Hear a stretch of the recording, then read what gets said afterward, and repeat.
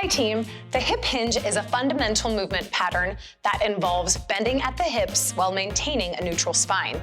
It is a crucial movement in various exercises like deadlifts and kettlebell swings. Mastering this technique not only enhances your performance, but also helps prevent potential injuries by promoting proper biomechanics, especially in the low back. To properly perform a hip hinge, start by standing with your feet hip-width apart. Ensure that your weight is evenly distributed between both feet.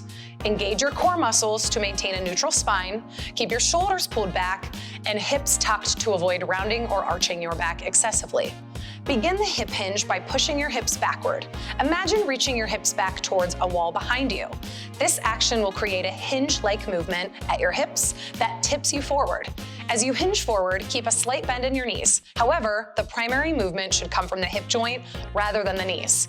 Throughout the movement, activate and brace your core and focus on keeping your spine straight. Avoid rounding or arching your back, as this can lead to unnecessary stress on the spine and low back.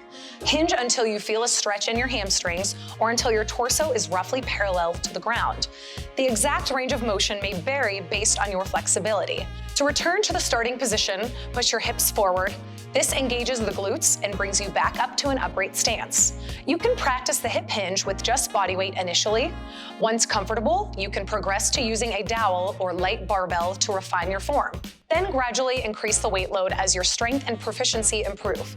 Remember team, good quality form will reduce your risk of injury and always give you better results and a better experience in the long run.